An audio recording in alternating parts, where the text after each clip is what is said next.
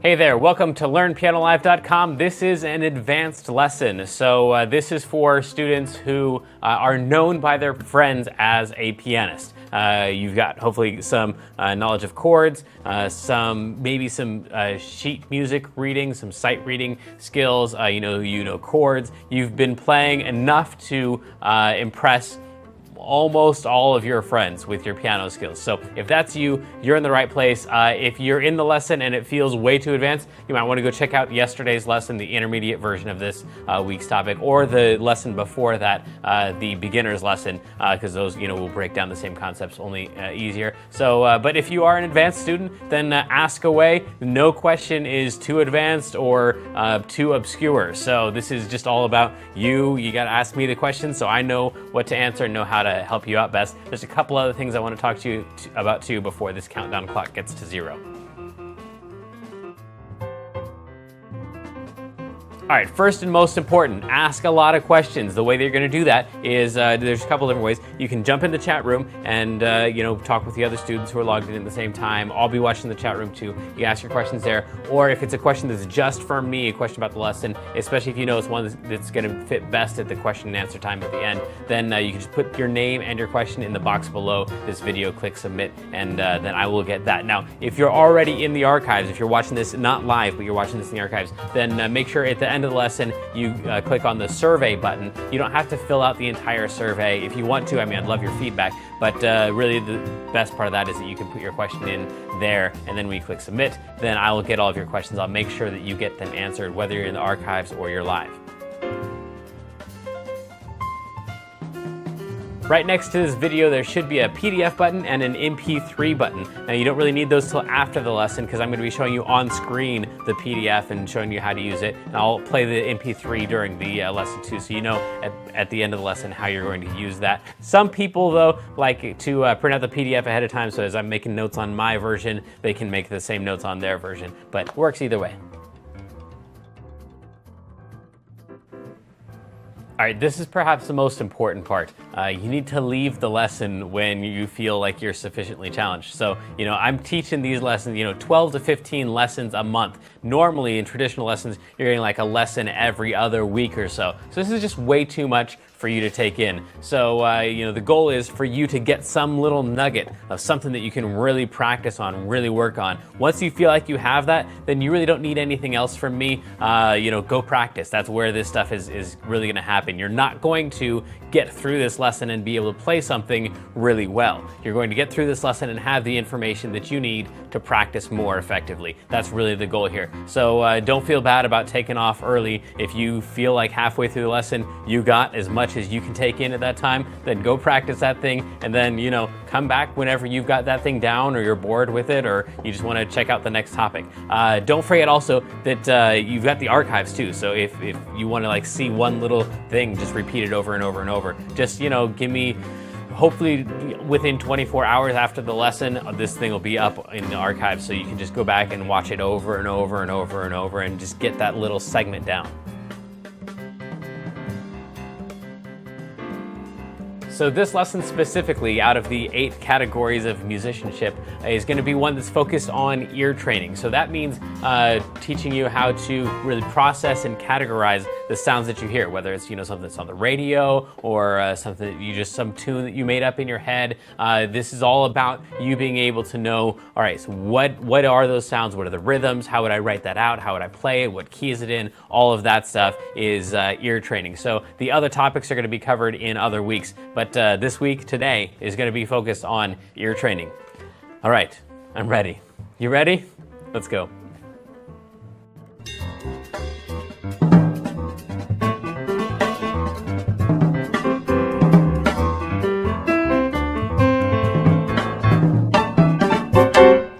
Welcome back, and the quest continues for the perfect broadcast. By the way, thank you to everybody yesterday. Oh, speaking of. There we go. Did I mention the quest continues? So I was talking with a guy about the broadcast stream. So we're going to hopefully soon be able to, I'm told, we're going to be able to broadcast not only in the 1080p, but then also to the multiple platforms for those of you who are dying for me to get on to Twitch and the YouTube live stream. And so anyway, that hopefully is happening soon. I'm told that it is, as well as perhaps changing out the pianos as well, getting rid of this beauty and moving into other things. But anyway, for those of you who don't care about my equipment and junk, I totally understand. Let's move into the lesson. I want to thank all of you who are here with the our guest Zach Evans yesterday. Seems to be a really great guy, and I got to talk to him afterwards about some other stuff too. So anyway, that was pretty exciting, and hopefully you got some good questions in. You got your questions answered. You definitely got some good questions in. There were some not so great questions that came in too, but I think we cleared all that up. I won't say any names. John.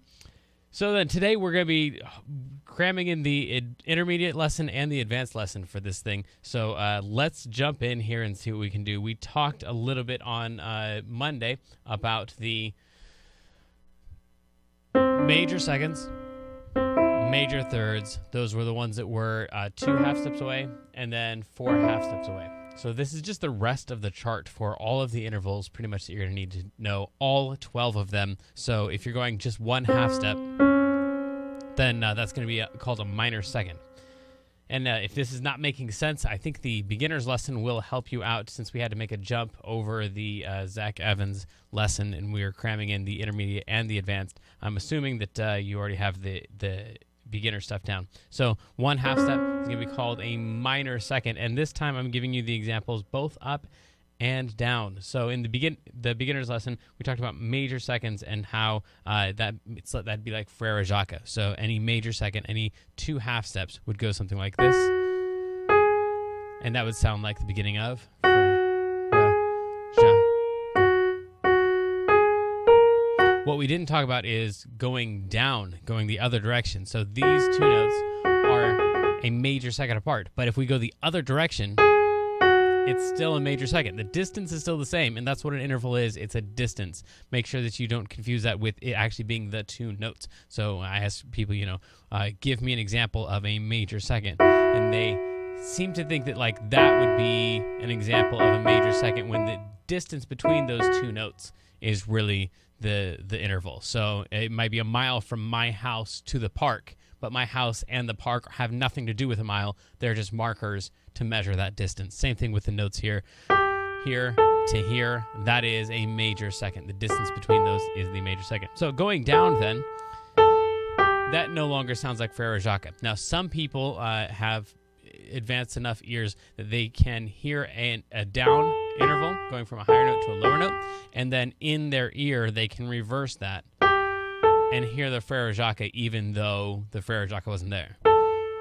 And they'll hear and then hear that that's a major second. For people like me, normal people, we've got to have an additional song that goes along with the major second. So that means that each of the 12 intervals can go in either direction and need a song labeled for each of those, for a grand total of 24. 1, 2, 3, 4, 5, 6, 7, 8, 9, 10, 11, 12, 24. Bummer. 24 songs that will have to eventually be associated with some type of a label. Major second, perfect fourth, perfect fifth, and so on and so forth. So that's a whole lot. That's like a couple years worth of work. Yeah, it's a lot of intervals. So we're going to go down here would be Mary Had a Little Lamb. So this is major second. Up sounds like Frere Jacques. Going down sounds like Mary Had a Little Lamb.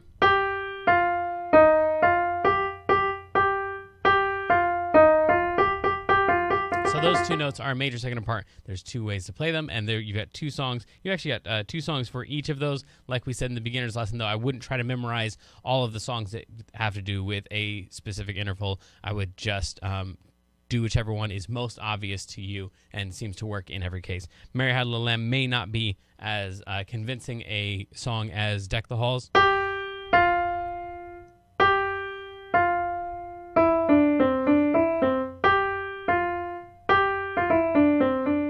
So whatever song those 2 notes make up in your mind, if it's Mary Had a Little Lamb or Deck the Halls.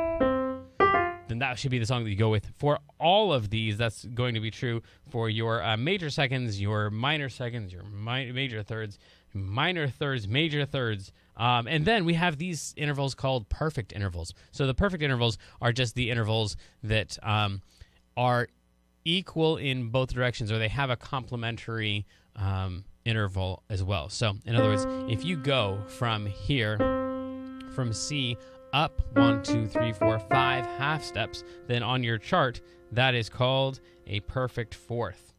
So up 5 half steps. That right there is a perfect fourth. So from here down to here, perfect fourth. From here up to here. So C to F is a perfect fourth. Not every time.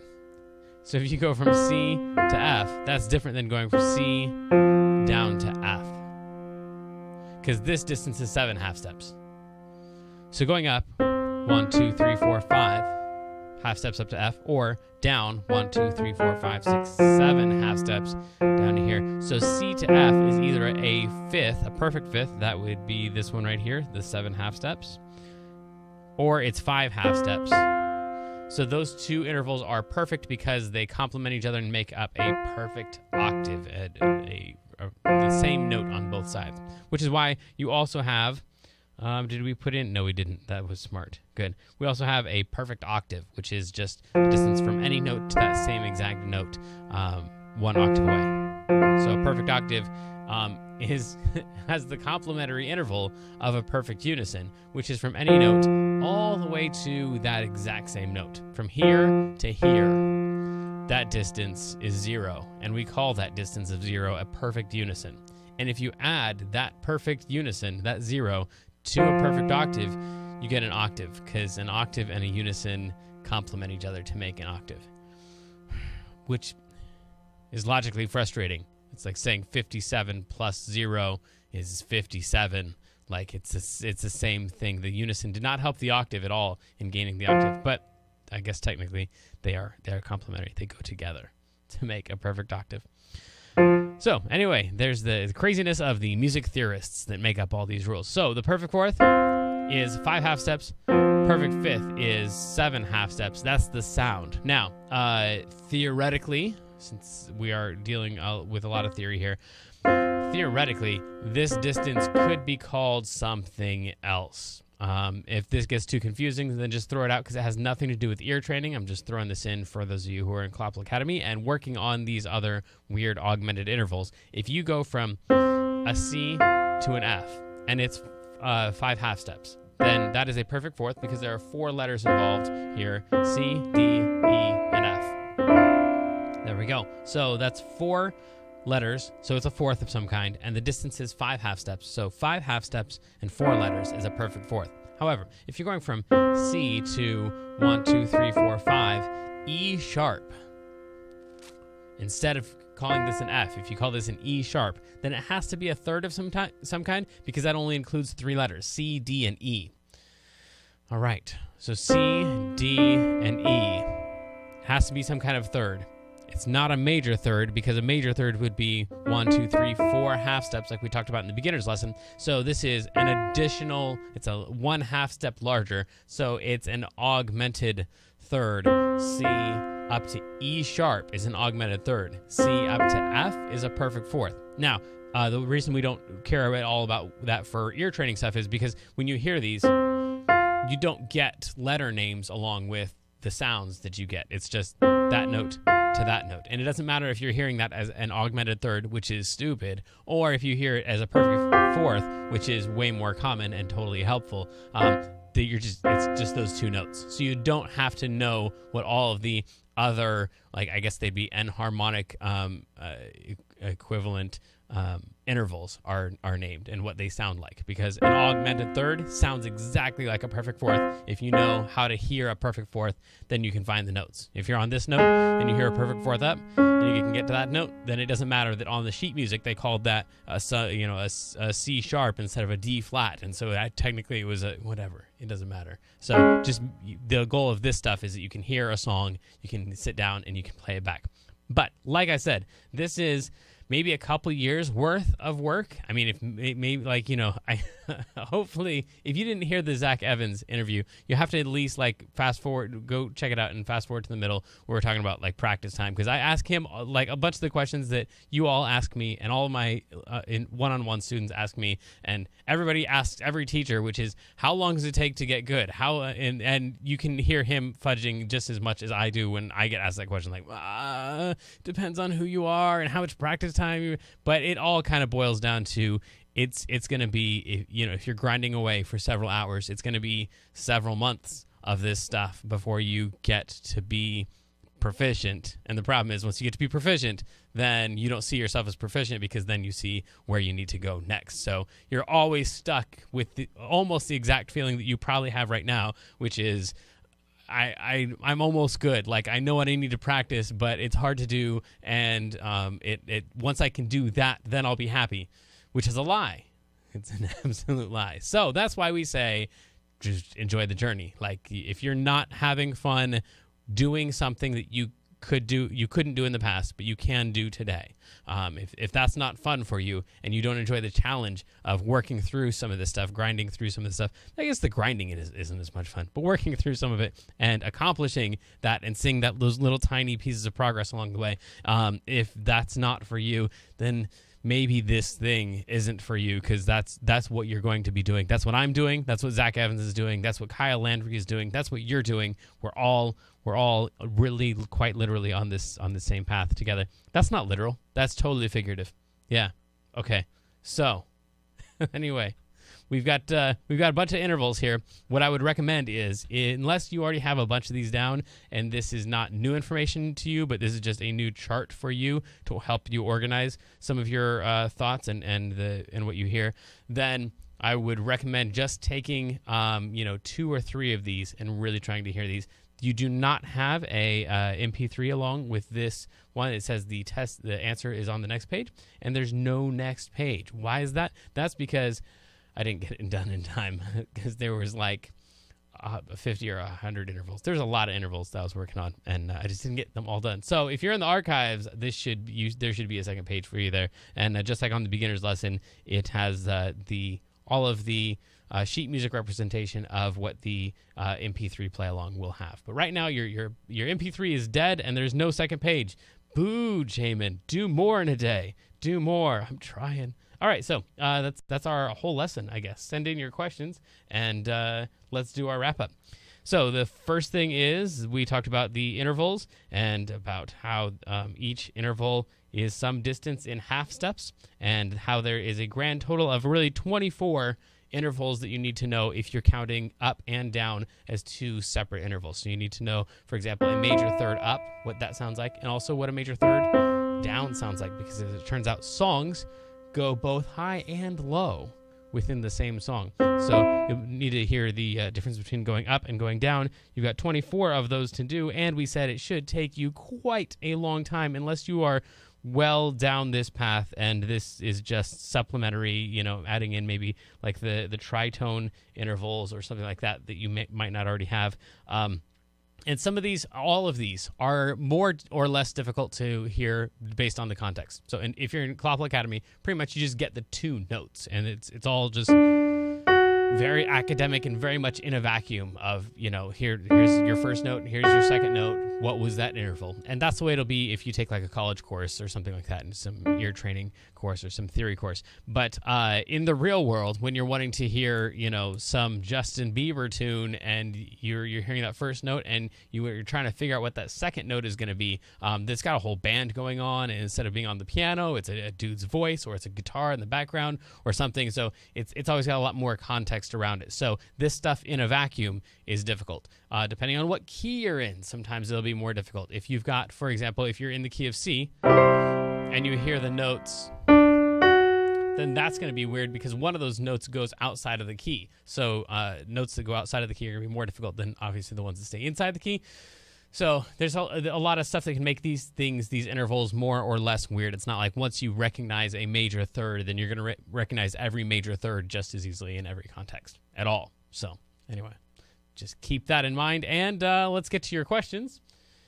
And all right.